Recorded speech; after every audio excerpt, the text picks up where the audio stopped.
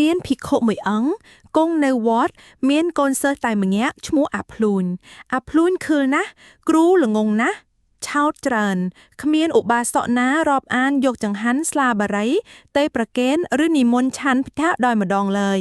លោកនោះក្រលំបាកពន់ពេកតែលោកមានដំរីមួយថ្ងៃមួយលោកនោះពិចារណាថាសប្តាហ៍ថ្ងៃនេះគ្មានឧបាសកឧបាសិកាគេប្រកេនវត្ថុអ្វីឆាន់សោះហើយដូច្នេះគួរអញទិញវត្ថុផ្សេងយកមកទុកឆាន់កុំឲ្យលំបាកគិតដូច្នោះហើយក៏ប្រាប់កូនសិស្សថាអាភ្លួញឯងចាប់ដំរីមកហើយឯងទៅផ្សារនឹងអញរកទិញវត្ថុផ្សេងយកមកទុកឆាន់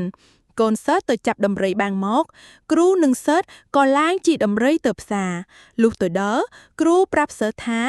ឯងទិញវត្ថុអ្វីដែលទុកបានយូរមិនខូចអាភ្លួញជាសិស្សក៏ទិញអំបិលមួយច្រកករងស្រាច់គ្រូឃើញសួរថាហេតុដូចម្ដេចក៏ឯងទិញតែអំបិលមិនទិញត្រីឆ្អើរត្រីងៀតផងកូនសិស្សទូលថា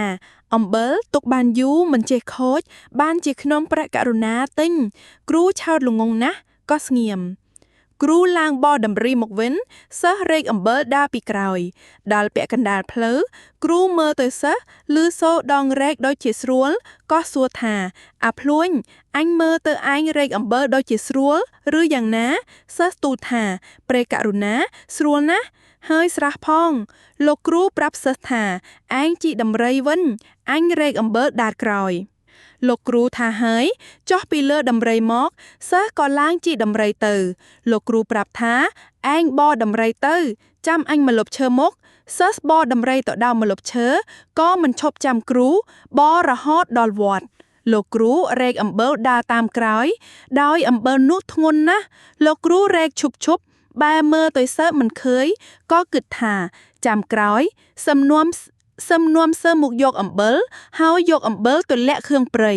មុននឹងលាក់លោកគិតថាទីនេះបើសិនជាមានគេមករកចម្រោកឃើញគេនឹងយកអំបិលនេះអស់មិនខានគួរតែរកទីណាដែលកំបាំងភ្នែកអ្នកទាំងពួង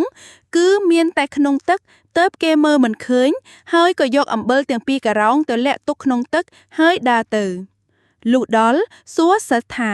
ហេតុដូចម្ដេចក៏ឯងមិនចាំអញសិស្សទូលថាខ្ញុំព្រះករុណាបោដំរីមកប្រុងចាំលោកគ្រូដែរតែដំរីមិនព្រមចាំសោះអង្វរដូចម្ដេចក៏វាមិនព្រមវាប្រឹងដើរដល់វត្តទៅឈប់សិស្សសួរលោកគ្រូថាលោកគ្រូទុកអំបិលឯណាគ្រូប្រាប់ថាអញលាក់ទុកនៅទីឯណោះអញកាច់ដើមឈូកដោតជាសម្គាល់ព្រឹកឡើងនាំកូនសិស្សទៅយកអំបិលវិញលុះដល់ប្រាប់សិស្សថាអញលាក់ទុកក្នុងត្រពាំងនេះសិស្សលន់មាត់ថាម៉ែអើយវារលាយអស់ហើយអាភ្លួញក៏ចុះទិសយកអំបិលលើការ៉ោងទាំងពីររលាយអស់គ្មានសល់ចំណងដែលចងមាត់ការ៉ោងដាច់អស់ឃើញឯត្រីកញ្ចុះមួយនៅក្នុងការ៉ោងនោះសិស្សទូលលោកគ្រូថាមានត្រីកញ្ចុះមួយនៅក្នុងការ៉ោងវាស៊ីអំបិលអស់ទៅហើយយកត្រីនិងការ៉ោងប្រគេនលោកគ្រូមើល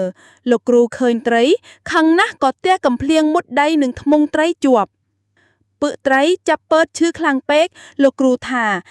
ឯងចាប់ត្រីដកធ្មង់វាឆាប់ត្បិតអញឈឺណាស់សិស្សក៏ចាប់ដកទាញស្ទើរតែមិនរួចលុះដករួចឈាមហូរជាខ្លាំងពឹកត្រីរឹតតែឈឺខ្លាំងឡើងលោកគ្រូនាំកូនសិស្សទៅវត្តវិញយកទាំងការ៉ោងនិងត្រីកញ្ចុះទៅថងដល់ទៅប្រាប់សិស្សថាអាភ្លួញឯងដាំបាយមួយឆ្នាំងអាំងត្រីកញ្ចុះនោះឲ្យឆ្អិនជាឆាប់អញនឹងឆាន់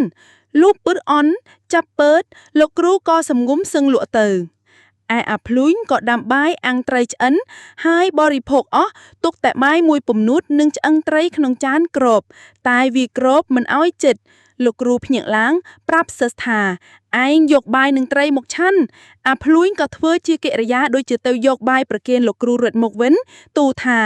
បាយនិងត្រីរួយស៊ីអស់ហើយនៅសល់តែមួយពំនួតនិងឆ្អឹងត្រីលោកគ្រូជឿអឹសសង្ស័យដោយឆោតល្ងងក៏ឲ្យរំពួតផ្ដៅមួយមកសិស្សថាឯងយករំពួតវាយរួយកុំឲ្យវានៅលើកណ្ដិចអាភ្លួញជាសិស្សក៏វាយរួយមិនឈប់គ្រានោះមានរួយទុំច្រមុះលោកគ្រូវាយទៅមិនត្រីរួយត្រូវច្រមុះលោកគ្រូបែកឈាមហូរខ្ចាយសិស្សភ័យណាស់រត់ទៅផ្ទះនិយាយប្រាប់ឪពុកម្ដាយតាមរឿងឪពុកម្ដាយប្រាប់កូនឲ្យមកវត្តវិញកូនប្រកែកមិនព្រមមកលោកគ្រូទៅតាមក៏វាមិនហ៊ានមកដោយខ្លាចគ្រូវាយ ថ្ងៃមួយ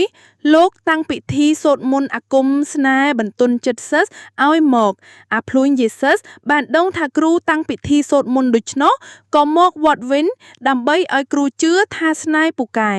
លុះទៅដល់វត្តវិញដើរលបចូលទៅឃើញគ្រូកំពុងតែអង្គុយសូត្រមន្តក៏សួរលោកគ្រូថាលោកគ្រូធ្វើអ្វីគ្រូក៏ហកថា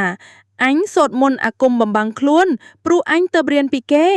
ហើយលោកគ្រូគិតថាស្នេហ៍អញពូកែមែនបានជាសិស្សអានវាមកលុះព្រឹកឡើងសិស្សដាំបាយធ្វើម្ហូបស្រាច់ទូលថាចង់ហាន់ឆ្អិនហើយលោកគ្រូថាបើដូច្នេះឯងលើកយកមកឲ្យអញឆាន់អាភ្លួញក៏លើកមកប្រគេនធ្វើជាមើលមិនឃើញដាក់ថាសលើក្បាលលោកគ្រូស្រែកថាអាភ្លួញហេតុដូចម្លេចក៏យកថាសមកដាក់លើក្បាលអញសាស្ទូថាខ្ញុំប្រះករុណាមើលមិនឃើញលោកគ្រូងាកទៅអាភ្លួញក៏ដាក់លើក្បាលគ្រូទៀតលោកគ្រូថាឯងដាក់ថាសលើក្បាលអញទៀតហើយសាស្ទូថាខ្ញុំប្រះករុណាសុំទោសព្រោះមើលមិនឃើញលោកគ្រូជឿថាខ្លួនរៀនស្នេហ៍ពូកែប្រកបឥឡូវក៏ហុកវាថាតាំងពិធីមន្តអាគមបំបាំងខ្លួនវិញក៏ទៅជាពូកែគេមើលមិនឃើញប្រកបមែនគួរទន្ទិញឲ្យចាំកុំឲ្យភ្លេចអាភ្លួញលុះប្រគេនចង្ហាន់លោកគ្រូឆាន់រួចវាលើកមកបរិភោគខ្លួនវាថ្ងៃក្រោយមានឧបាសកគេនិមន្តលោកគ្រូទៅឆាន់ឯផ្ទះឧបាសកអាភ្លួញទូលថាបើលោកគ្រូនិមន្តទៅឆាន់ផ្ទះគេកុំស្លៀកស្បង់ឲ្យឆាខូចឥតអំពើឃ្លាំតាជីពោបានហើយគេមើលមិនឃើញទេត្បិតលោកគ្រូចេះមន្តអាគមបំបាំងខ្លួនពូកែណាស់នរណានឹងមើលគេខ្មាស់ឃើញលោកគ្រូក៏ជឿតាមពាក្យសិស្សលុះព្រឹកឡើងលោកគ្រូប្រាប់សិស្សថាឯងតាមអញទៅឆាន់ឯផ្ទះឧបាសករួចលោកឃ្លាំតែជីពោមិនស្លៀកស្បាំងដោយគិតថាឃ្លាំតែជីពោបានហើយព្រោះមុនអាគមអញពូកែណាស់នរណានឹងមើលគេខ្មាស់ឃើញរួចនាំកូនសិស្សទៅលុះទៅដល់ឧបាសកនិមន្តឡើងលើផ្ទះហើយគេលើកចង្ហាន់មកដើម្បីប្រគេនលោកឆាន់ដោយលោកមិនបានស្លៀកស្បាំងអង្គុយមិនស្រួលងាកឆ្វេងងាកស្ដាំ